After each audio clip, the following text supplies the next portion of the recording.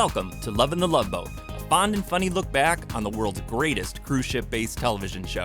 I'm Istvan, singer, songwriter, and TV fanatic. And I'm Michelle, pop culture enthusiast. Join us as we relive episodes of one of the most watched TV series of all time. Occasionally deviating to pop culture charts unknown. So come aboard, we're expecting you for another edition of Lovin The Loveboat. Michelle.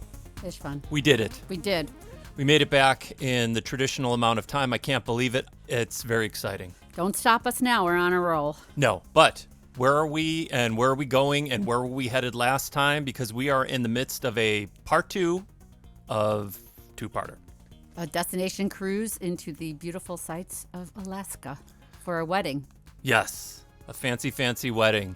And let me recap who we have as our guest stars on this conclusion. We, of course, have Lorne Green. We have Mr. Mark Harmon and his highlights. We have Lisa Hartman. We have Caren Kaye. We have Audra Lindley. We have Miland. We have the great Donny Most. We have Eleanor Parker. And yes, Mr. Tony Roberts will be making an appearance today, you guys. All right, so Michelle, where should we start?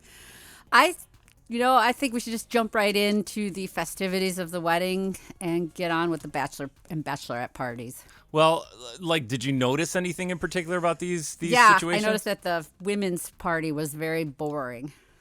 And bitchy. and it looked stuffy.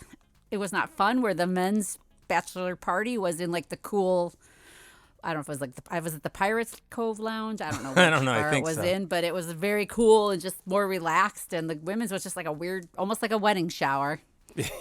Yeah, theirs was not fun at all.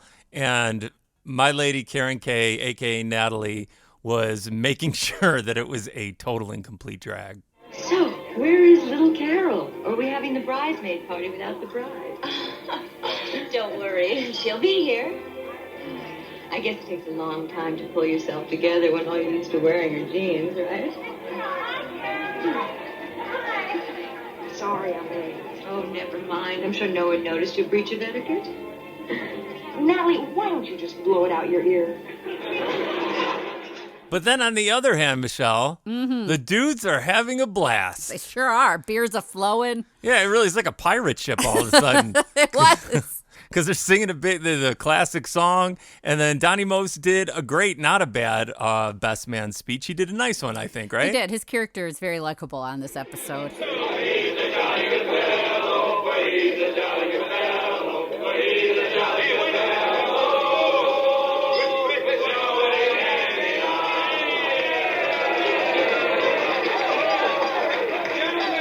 Gentlemen, a toast to Doug. To Doug. From this day forward, smooth sailing, but no more cruising.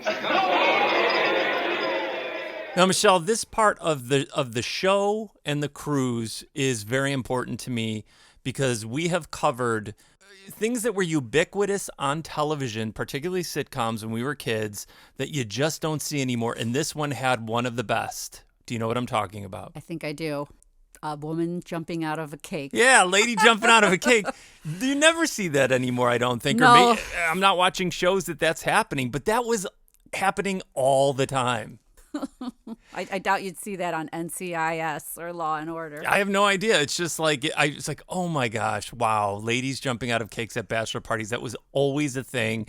And Caren Kaye, of course. Of course it was going to be Caren Kaye. How did she go from, I was wondering, how did she go from that bachelorette party, that insult that you just heard, and then hurry up and get into a silver bikini and jump out of a cake? I didn't even think of that because it did seem like it was happening at the same time. And first she went, she was mean, and then she ran away to jump into a cake. I have no idea. But I totally appreciated it, and it was fun, and the guys were having a good time.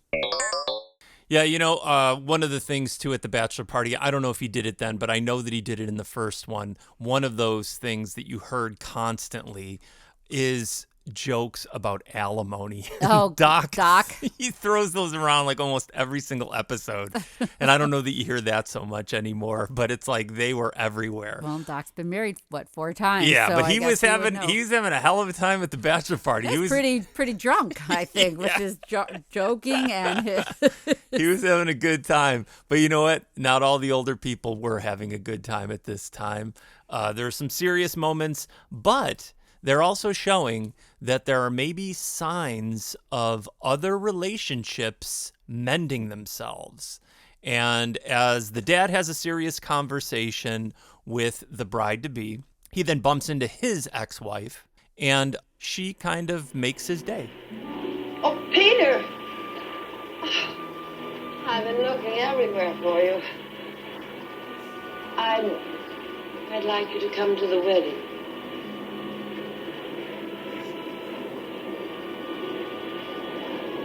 Thank you. I thought that was very, very nice that the mom is like seeing the dad in a different light now. And Yeah, it was kind of cool because her character seemed a little like, well, again, her whole thing is about being like a control freak, and then it's showing the softer side of her. And we obviously know that the dad is going through some serious stuff. And then it leads right into other older people having good times. right. And with Lorne Green a little lit from the bachelor party, I don't know where he like finds Mrs. Roper. Yeah, Mrs. Roper. But these two, I mean, obviously they're hitting it off because they almost hook up. Almost. So much for bridesmaids and bachelors. Yeah. Yeah, wedding's tomorrow. Portia, if I were 20 years younger... I'd be too old for you.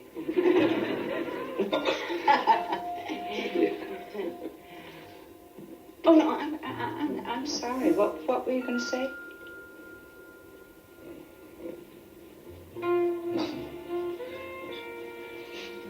Night. Oh, good night. Look, buddy. Would you like to? I mean, we could. What? Oh, nothing. I'll forget. Good night. Good night. See you. Sure. Just as well. Oh, nuts. I just have one thing to say that throughout this cruise, besides her wigs, Yeah. Mrs. Roper's had some really cool outfits on this cruise when she's not wearing a fur.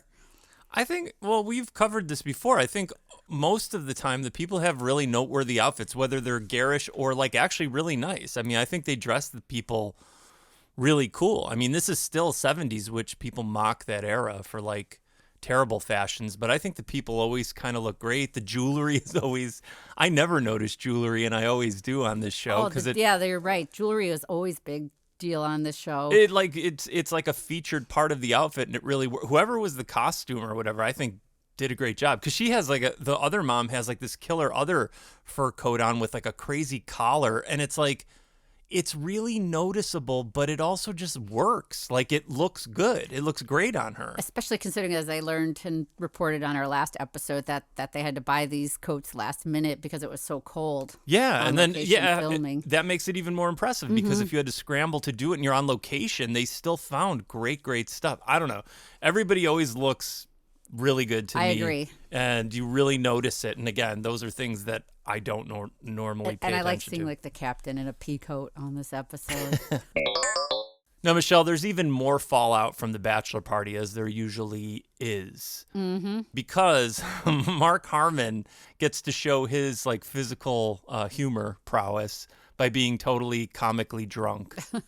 And he's stumbling back to his room, trying to aim his key into the door. But he gets there, and then I didn't understand, though, because it's like he gets in his room and he had to use the key. How did Natalie sneak in there? Maybe he didn't lock. Oh, was she already there when he got there? Yeah, in like the classic, like she's wearing his shirt, you know, like none just of that shirt. made sense to me. Yeah, so she just pops out. She's popping out of everything. She's popping out of cake. She's popping out of his bathroom.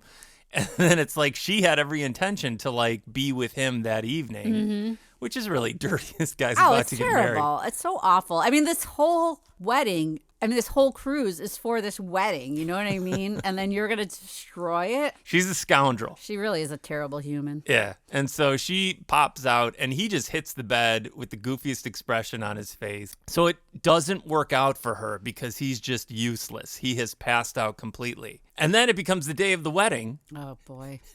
And the very beautiful Lisa Hartman preparing for her big day. She's all dressed and everything. She goes beep, boop, beep, boop, boop on the cool phone that I like with the little push buttons that I always wished I had when I was a kid. And she calls the room, and guess who answers?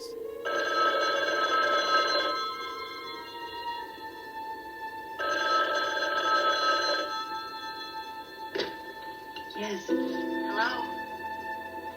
Hello?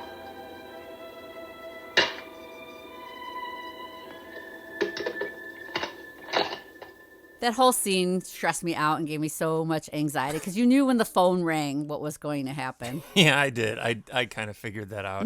I wasn't stressed out about it, but you knew it was going to be bad news. And you knew it wasn't going to end well for the wedding. And then a side note after this, because I don't know that I have any clips or anything, but after this, Mark Harmon is like completely, again, he is just out of it and doesn't know that any of this has taken place. Donny Most comes the next day. The reason I'm bringing this up is I may post a picture of, you've mentioned, I think before, that like maybe they use like a different ship or something like that because you see certain parts of the ship that you don't normally see. And I loved when Donny Most gets him, they're rushing to the wedding, running through the ship, and there's like a cool like red stair disco hallway or something that they ran down.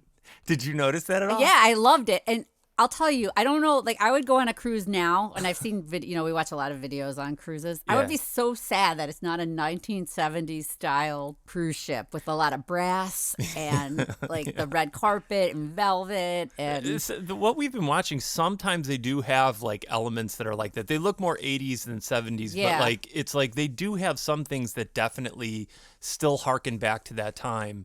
I agree with you. I think it was fantastic. I loved it. And again, I may post it, so make sure you guys are checking out our Instagram. Now, Michelle, here's a very important part. The last episode, you guys, I was distraught. And I was distraught because they're breaking the cardinal rule for me for the Love Boat, where they're dealing with a serious illness. Oh, yes. The father, who is estranged from the family because he had become an alcoholic, he shows up. They have to fill a prescription. They had to fly it in. Yeah, they did. Why not fill it before you got on the ship then? We already covered that. I know, but this it made it worse unprepared. when the captain said that they flew it He's in. taking it a day at a time, Michelle. That's I guess why. So that includes prescriptions. But the thing is, even though they broke the cardinal rule, and I was upset because I don't want to deal with any kind of massive illness, they dealt with this pretty well, in my opinion. Because they don't get into specifics. They aren't necessarily dancing around it, but they just aren't delving into it.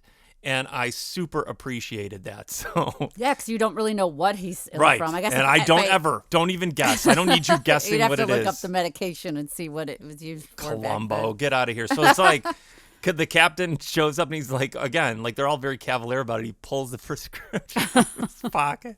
He lays the prescription on the guy, and you start seeing a bit of the poetic profundity that this guy is bestowing on the world based on his life. Hello?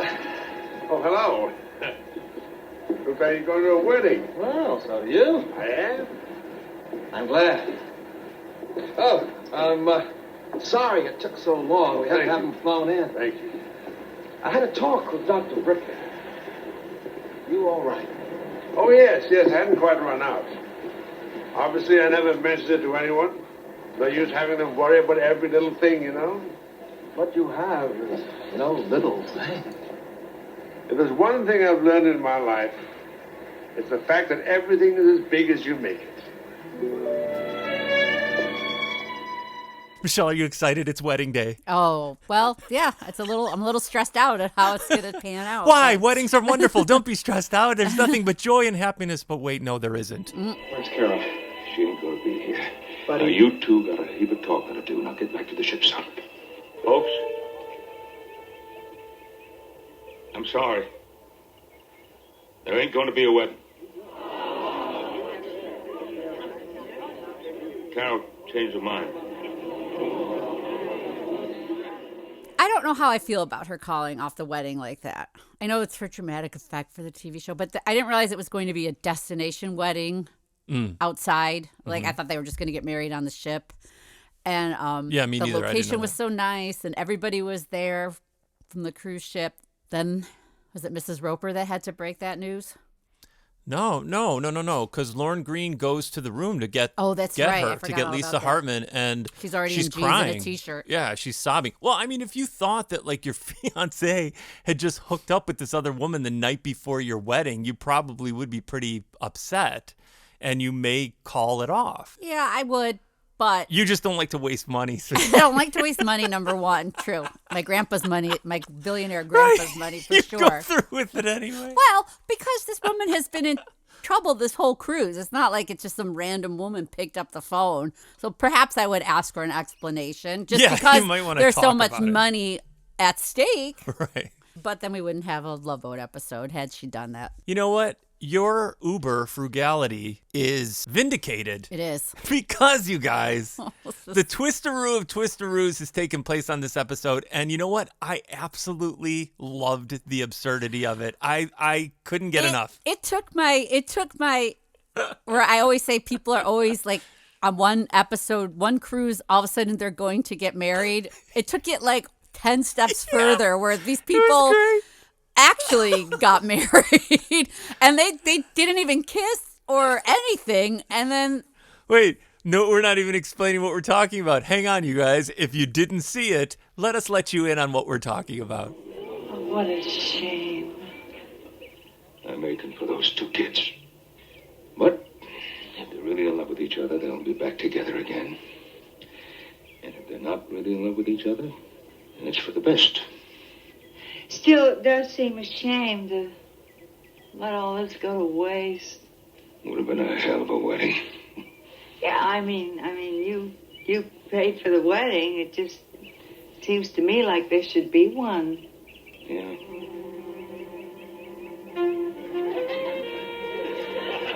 Well, I always try to get the most for my money. Makes sense. You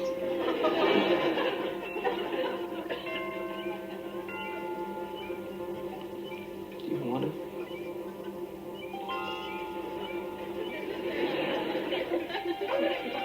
Why not?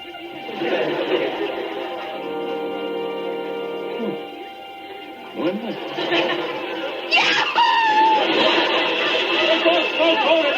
Hold it! It's gonna be a wedding after all! Those crazy kids, Michelle. wow. They went. I guess when you know, you know. Yeah, they've known each other for. But as we said last time, you guys, I hope that you would have watched the first installment. I'm very serious that I think that they established the relationship between these two really, really well and really quickly. And I think that that's one of the best parts of the Love Boat, where they can actually do these things pretty quick. And it's believable to me, at least. And you're on board with certain relationships and stuff. And I thought Lorne Green really did an awesome job. He's a good actor. He is. He was so good as this concerned grandfather, but he did bring levity. I thought he was awesome, man. I thought he was so good. And so was Audra Lindley. They were so good together. I think they're a much better pairing than her and John Aston as a hermit. Oh, I don't know. No, she's so good. No, now that you're bringing that up like that, I'm going back and watching that one. That is so awesome. That was also a two-parter. I think it was season 1 into season Shout out to Slivka. We 2. need to have a sleepover and do a Love Boat marathon. And we got to watch the John Aston one again. But it's she was great in that. She's awesome too. They're so good. And yeah, those two are now husband and wife. right? Attention passengers. We hope you're enjoying this episode of the Lovin The Loveboat podcast. Be aware that your listenership is appreciated and that your generosity keeps us afloat. So please consider tipping your hosts via our Venmo. Links to our Venmo can be found in the bio section of our Instagram or in the episode description of the show wherever you listen to the podcast. Thanks again, and now back to the episode. Not only do we have the over-the-top, wedding between two people that just met, but what did you make of Mark Harmon's scene of running through the town, that old-timey town of Alaska, to get back to the ship? I was wondering if they were doing this for comedic effect because he ran 7,000 miles. I don't know. Like there were 3 separate scenes of him running, and it was like, are they really showing his devotion to his bride to be, or they were just showing the did seriousness. they need to kill time? I was wondering that too because it was really long. He's running forever. He's like through a old western town, and then He was knocking people over like an anchor man. It It was like why couldn't he have gotten a cab or something and gone back? Or they had limos drive them to the. it was so far away. He was running and running and running. Right. How did everyone get there? Did they have? I hope The they had captain shuttles said or in the something. beginning that they had cars to take everybody, Oh, so thank the cars God. would have still been there. I would think to bring them back, but I guess for dramatic effect. He just took off a running through the town of Alaska. You know what? I that loved they were it. in. I loved all the I Harmon mean, that running. is like vintage 70s TV right there. And after all that running, Michelle, Doug gives a very winded explanation as to what took place. I'm sure that this is one of those stories that years from now, it's going to seem really funny to our kids. Are we going to tell our kids how Natalie answered your phone this morning? What? She was just waking up. Oh, look, Carol. Natalie jumped out some cake at my bachelor party last night. She must have gone back to my cabin or something. Well, that explains everything. Look, I passed out 30 seconds after I got back there last night. If anything happened between Natalie and me, she must have taken advantage of me. I mean, I would have fought valiantly for my honor, of course. And you know that. Poor Doug. Seduced and abandoned, huh? Yeah. Carol, I love you. I want you, not Natalie. Just you. Can we just get into this right now? The entire Julie, Tony Roberts. I don't want to. Another thing that was upsetting me. Because wait. No. Because last episode, you're like, will Julie find love? And it's like, I don't think Julie's allowed to find love, quite No. honestly, with what we know. So I was dreading this as well as the man's diagnosis or whatever. Mm-hmm. But at the end of the unexpected wedding, the captain just kind of, he's just like a profound guy. And he just spews a little love knowledge, and it inspires Julie to Also go running to this beautiful home on the Glacier Bay or whatever. Oh, I'm glad someone will live happily ever after. Oh, I don't think they're the only ones. I'm sure that Doug and Carol will work things out. How can you be so sure? Call me an optimist. Or maybe I'm just a romantic. And I think people who love each other should be together and not let anything stand in the way. After all, what's more important than love? Thank you, Captain. You're welcome. For what? I think you just optimistically romanticized us out of a cruise director.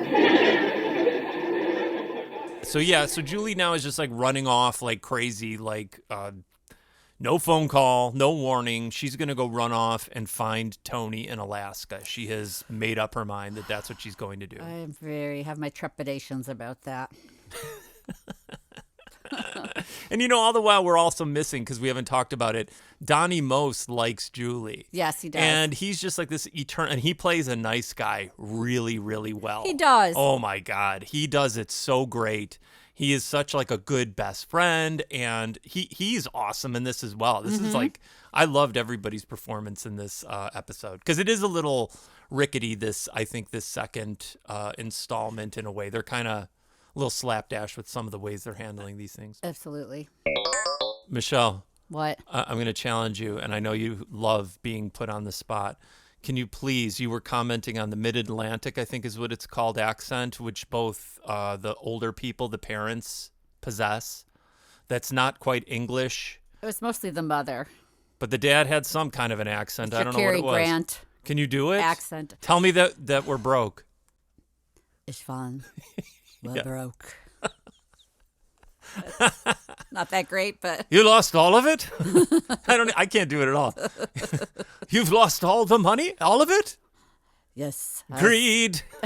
More. I just wanted more.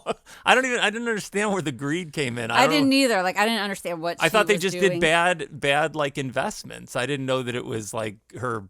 I guess she wild wanted to spending. make more. Because, like, didn't they also say that she was one of the richest women in the In the United world. States? Oh, there's the world. Right. So, and she Or only maybe had it was 7 the million. United States. I don't know. Imagine. Yeah, I don't know. And then I thought, okay, so she blew it all on what? Not even the wedding, because Lorne Green's paying for the wedding. I don't know, but she lays it on the dad. And then Doug finds out that they don't have money, and he does not take it well. Well, look who's here. Mother, can I ask you something? Yes, darling, what? Why didn't you just give all the money away? You told him. Oh, Doug, I am so sorry. It won't exactly be bankruptcy. More of a liquidation of assets. So please, don't worry. I'll manage somehow, and you will be married to Carol. All right? Wait a minute. Let me get this straight. We're broke, and I'll be married to Carol, living off her money. My God. We'll end up just like you and Dad. This wedding between Mark Harmon and Lisa Hartman has had so many ups and downs. You think? Because now the wedding is off again. Well, yeah, because it was on after he apologized, all out of breath. And now, because he's found out that they ain't got no money, he decides that it's just off with no explanation. Well, I think the explanation was like he can't provide for her. Yeah, but he doesn't tell her that. No, but that's my assumption. Yeah, he just glumly tells a very happy now Lisa Hartman that it's off. Hey, Doug, I found the Reverend and I talked to him, and he's ready to marry us just as soon as we are. And I saw Buddy and Portia in the hallway, and I told them, oh, I'm so excited.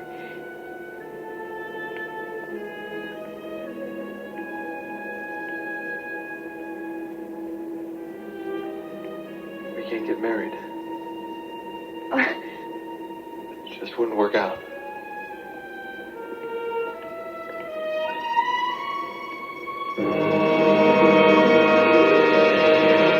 This couple needs to learn how to communicate a little bit better if their marriage ultimately, spoiler, is going to last, because it's important to be clear in what's happening, and these guys they're burying the lead a lot of the time. Yep. Not a good way to start off any kind of marriage. No. And then it's like, I don't know, that stuff, you know, a little bit crazy. But another twist that I was not prepared for, that now the wedding is canceled yet again. Now, Michelle, talk about, you know, you think everything's grand and then the rug gets pulled out from underneath you. Alicia, I think that was her name, Yes. the wealthy mom, formerly wealthy mom. Or Felicia. Yeah. Like, she is now warming back to her ex-husband, seeing like the changes that he's made in his life. Mm-hmm. And then she starts like almost like planning the future for them, to find out that maybe there isn't quite that much future at all. Peter, I don't know what to do. Just don't do anything. Just let people be. You're right, of course. You've always been right. I've tried so hard to control people. Really made a mess out of your life, Doug's life, my life. My life isn't a mess. Doug's fine. Got a good head on his shoulders. As for your life, just try it one day at a time, as I do. You'll have to teach me this method of yours. Just imagine you've got 6 months to live. I'd spend every minute with you. There you are. It's all solved. Don't be silly. That takes care of 6 months. But I expect to live a very long. Peter.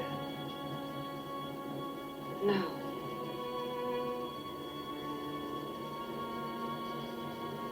Oh, God. Isn't there anything I can... Just one day at a time, Alicia. one day at a time. Istvan, the hits just keep coming. This is the best. Oh I my love gosh. this part so much. It's terrible. Now, Mark Harmon ain't the only one running long distances because Julie was running from the ship all the way to wherever. Like, he had a cool house, didn't he? He sure did. Oh, man. I think I would have married Jack. But I want to say real quick before we get into this, I would take an Alaskan cruise because all that Glacier Bay stuff and everything, those long shots they were showing and going, they would throw in little information about the glaciers. Yeah, they're all gone now, Michelle. I'm sure. I know. That's what my next thing was going to be. They're probably all gone now and melted into the ocean. But that cruise looked really beautiful to me. Cold, though. Cold, but I'll did put look up nice. with the cold if it's like you see something pretty like that. I think that would be more appealing to me than like Bahamas or any of those places. But anyway, back to beautiful locations. Yeah. His home was something stunning. He's fishing off of the edge of his little like stairs or whatever. And then all of a sudden he gets bum rushed by an excited Julie. Oh my God. Why would she do that? I don't know. But again, Julie, the magic of the ship does not extend to Julie thus far because maybe the ship is planning something very, very large for her in the future. But as of now, this relationship is not meant to be. Jack? Julie. Hi! Hi! What are you doing here? Didn't you see the ship? I see ships all the time, but you've never gotten off one before. Oh, I wanted to call you, but I kept getting all tongue-tied every time I picked up the phone. Oh, Jack, I missed you so much.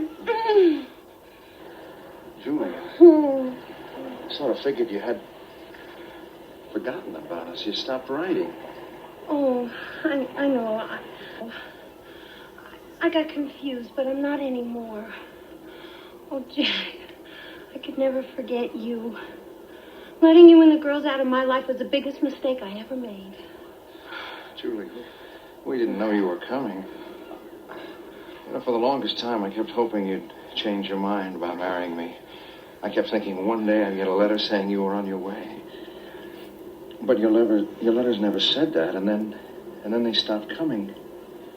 I finally stopped hoping, and then all that seemed to be left was a kind of dull ache. Oh, Jack, I'm so sorry. And there was a great emptiness that had to be filled.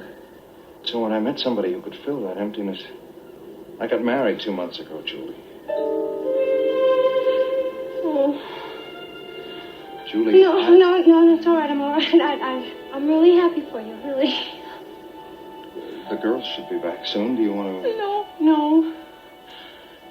Oh, I better be getting back. Give him my love, will you? Julie. I'm sorry. I love you. What did she expect? She expected a happy ending, like everything goes great. You learned that they didn't even...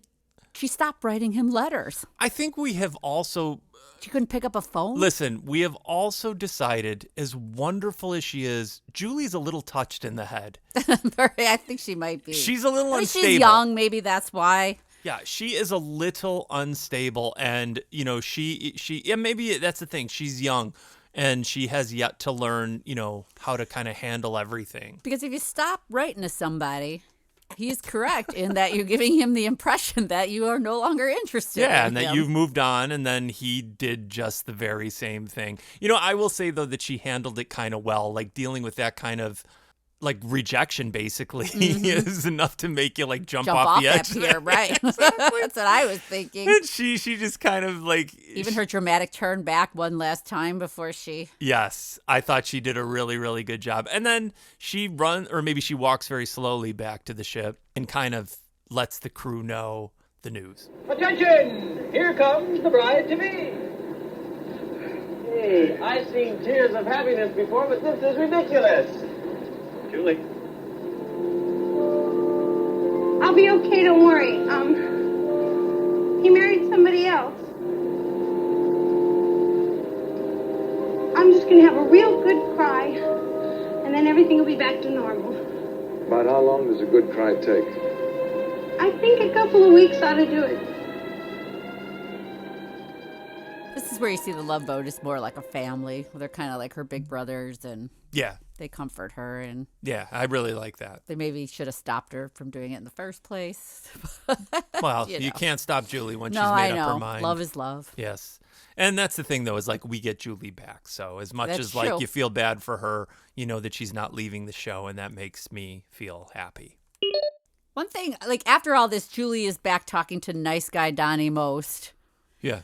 Did you notice they have the exact same haircut? Dude, I took a picture of it. So did I. Because I was like, if those two were to get married and have children, they'd have the biggest, poofiest, most volume-filled hair of all time. That's so funny that you noticed that because I did too. And that's the only photo I took of this thing. Because I'm like, oh my gosh, they have the exact same hairstyle. I mean, it's the same length. It really the was. same coif. It really was.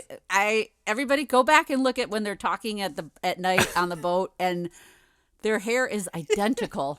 I will post. We'll see who has the better of the hair photos, and we'll post That's that. so funny that you noticed that. Well, you know, when you get past their beautiful hair, you know, this is kind of a complex scene that takes place on Love Bow, because Donny Most comes up being the greatest guy, and he's there to comfort her, but Julie wants a little extra comfort. It's all right, Julie. It's okay.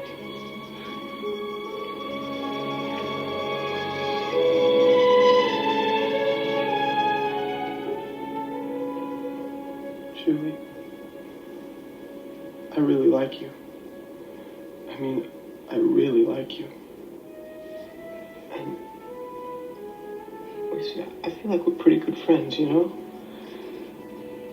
And I don't want to jeopardize that for a night of rebounding.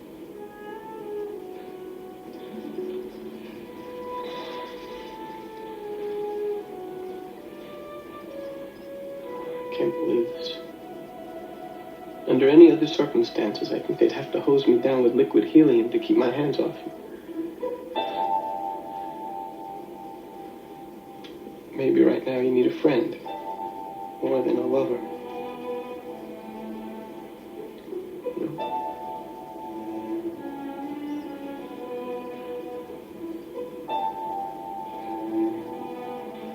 Are friends allowed to hug?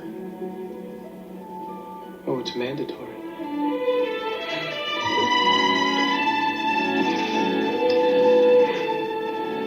Marv? Thanks. Anytime. So, Michelle, what did you make of that whole encounter? I was not expecting her to do that. But it made sense because when you're she's feeling hurt. all these emotions I and know. everything, you know, you're just kind of whatever, and then you really are seeking some sort of like solace or whatever. But I'm so glad Donny Most took the high road. Can I say something? Sure. I think you made a mistake. No. Yes. Because here, this is my take on it. At first, you're like, yes, he did the right thing. What a great guy. And then I thought to myself, you know what? She was good to go. And it's like, he is a nice guy. Right. So he doesn't have ulterior motives or anything. He really already likes her. So he could have had the greatest night of hot passion and rebound romance of all time. And then the next day, because he wasn't going to leave, then maybe they could start their relationship together. I thought like maybe he should have done it. He didn't want to be a rebound romance, though. Yeah, but Julie falls in love so often. Yeah. That who knows? Well, I'm just saying, well, he did the right thing. He did the nice thing. No, I know. He's a good guy. And he made some weird reference about liquid helium, which I didn't quite understand. No. But I think that was a mistake in the grand scheme of things, because you know why? Why? One day at a time. You only got, who knows how many All right, days you if have you're left. going to use that logic, I guess, then you're right. That's it makes why. sense. He should have gone for it, and then the next day it's like, oh man, this is great, and then it's just like, she, whatever. If she decided she didn't want to do it, then that's on her, and you had a pretty fun night. Touche. Michelle, where do you go to drown your sorrows? Pirates Cove. Hell yeah. Do you take off your tie and have your collar open a little bit? You kind of do because you're upset and distraught. Yeah. And then if you are a scoundrel woman and you go in and find the guy, what happens, Michelle? Well, she thinks the wedding's still off, right? And she's going to go talk to him. Right. But then he lays on her that, like, the family is broke. And I was actually confused at this part because I thought she left the Pirates Cove to go talk to the mom to make sure it was true. But it was not the case. What happens? Well, they talk. I guess maybe she thought Lisa Hartman broke it off the second time again after finding out that they were broke. Mm-hmm. So she made some comment about not being with broke men. Oh, and it was an awesome scene. It really was. It was soap opera worthy. Carol, darling. Seems we both have lousy taste in men, huh? And what's that supposed to mean? Oh, you're probably the last to know. Alicia is bankrupt. I guess that makes Doug infinitely less interesting, wouldn't you say?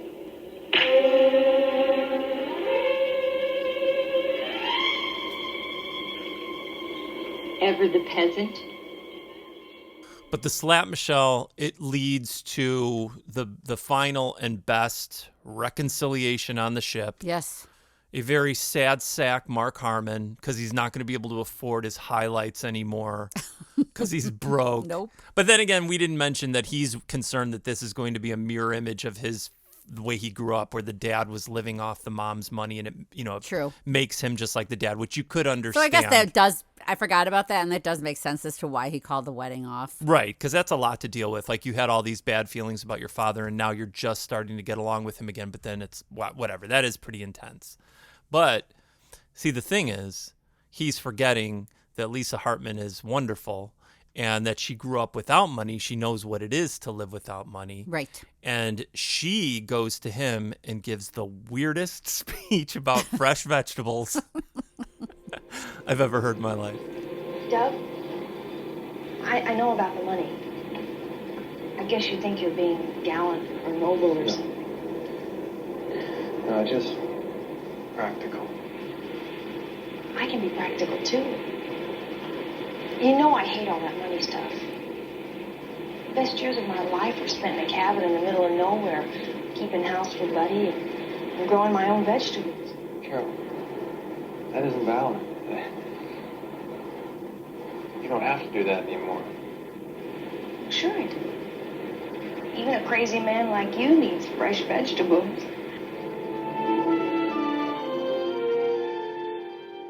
Well, weird or not, it worked. Yeah, it did. I guess it doesn't matter what you say if you're saying I love you for you. He still needs fresh vegetables, Istvan. I didn't understand any of it. The wedding's back on. Like, he was so happy when she said that. Like, it made all the sense. That's why they're perfect for each Right. other. It made sense to him. Highlights are back and fresh vegetables. And that leads us to another fantastic scene that is unintentionally fantastic, but maybe just fantastic to me. I'm hoping you. Where these two give some sort of like cult member robotic monotone vows to Well, one it was another. weird because it just cut right into that. I'm like, what are they saying? It was, and they were saying it together In a monotone. Yeah. They sounded We like they had will been love drugged. each other and honor each other. They were the greatest television vows of all time. I take you to live with and love, to believe in through adversity and trial, to help you realize your full potential, to create a lasting union based on mutual respect. I take you to make my life whole. By the authority vested in me, I now pronounce you man and wife. You may kiss the bride. Oh, man, I was not prepared for that, and I enjoyed it so much. I'm like, what is going on? And then it's just like... It was like they had a cut. Maybe if they didn't spend so much time Maybe they showing were him cold. running, there would have been more time to show us the beginning and how they got into this weird speech. Yeah, I don't know. Poor editing for this episode. But the bottom line is they made it. They made it to the altar. They made it to their vows, their robotic vows. And these two were not thwarted by Natalie, and they're hitched. So, I mean, we are at the end of the line. They hit us with a two-parter for our big return to the airwaves. Thought it was a great two-parter for our return. I liked it a lot. I really liked this a lot. I liked all the people on it. I think the people did a great job in each of their roles. I enjoyed this episode a lot. I did too. And now, I hate to say it, but we got to say goodbye. We have to say bon voyage, I guess, from the ship. And the first to leave are the parents. This is really one cruise I hate to see end. Not an end, Captain. It's a beginning. Every day is a beginning, Merrill, whether you have 1 or 1,000. I hope you'll have 1,000. One at a time, Captain. One at a time.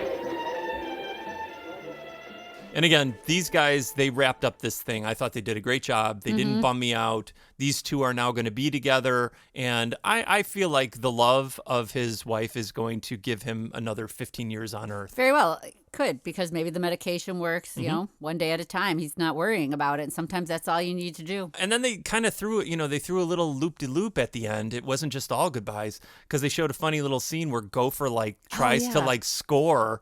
And, of course, Doc is the master, so everything works out for him. Always. But Gopher does kind of a funny strikeout. Okay, Gopher, this is your last chance. Now, look, you ask one of them out to dinner, and I'll ask the other one.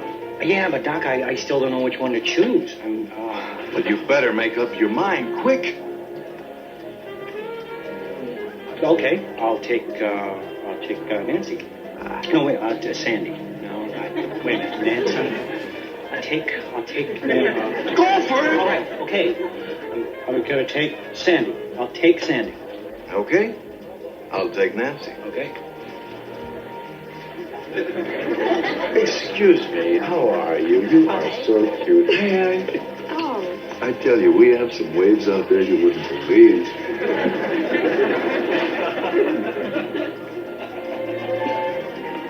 Hi. Sandy, I'm off duty, and I have the rest of the weekend free, so I thought that... Oh, I wish I could stay and talk to you, Gopher, but my husband is coming to pick me up. Oh, there he is. Hey, Gopher, what are you doing this evening? Killing myself. Wow. Hey, maybe you'd rather catch up on some reading instead. There's really some interesting stuff in this book, man. It also made me laugh afterwards when Isaac gave him the book and he ripped it in half. I don't know why. It's a good ending. It made me it was like old school humor, and it got me because they laugh out loud, as they say. But now, eternal nice guy Donny Most has to leave the big brother to all the ladies, and he says his goodbyes. But then it leads into one of my favorites. Oh. The telegram. Oh, no, I forgot she got a telegram. She gets a telegram, which is a really nice telegram. But it's my favorite when it's read in the voice of the person sending the telegram monologue. Oh, it's my favorite. So you get a sad sack Donny leaving the ship, being the better man, the nice guy, and then the captain delivers the telegram. Take care of yourself. I will. It's going to take me some time. Yeah, I know. Just remember, if anyone gives you a hard time, just call on Big Brother here. Yeah, if you ever need a sister. You'll have to take your place at the back of the line like everybody else. Bye, Julie. Bye.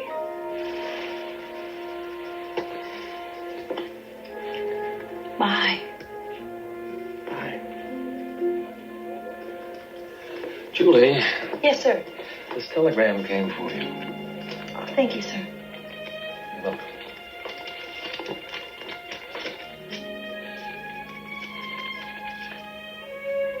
Cannot convey my feelings in 10 words or less. I hope somehow you'll understand. I married a wonderful woman. We're happy and the girls love her as much as I do. But if it makes any difference at this point, none of us ever stopped loving Julie McCoy. But she may have received that devastating telegram. Final ending gives us a ray of hope. Yes, because the couple then has to leave. We don't hear anything from them other than the applause of all of the other passengers. And they do the thing that we would see all the time, but you still will see this, is the tossing of the bouquet. It's a double toss. Mrs. Roper tosses hers as well. Oh, that's right. If you notice that, who caught the other one? Natalie caught one and Julie caught one. Oh, my gosh. So there's hope for both of them. Yes, there is. This was a good one, you guys. We're curious to see what you think or thought of this two-parter. We both liked it. I liked it a lot. Yes. A good way to get us back into the fold and get us used to, analyzing. Yes. And I don't know what we're looking at for the next. I didn't look forward to see what the next episode is. I do believe it's like the next one in the series. I We think didn't Adam cover it Rich yet. is in it. Oh, if I was looking at the right one. Okay. Well, we don't know. And hopefully we will do this in the normal. I'm going to try. I'm trying very hard to get this out in 2 weeks.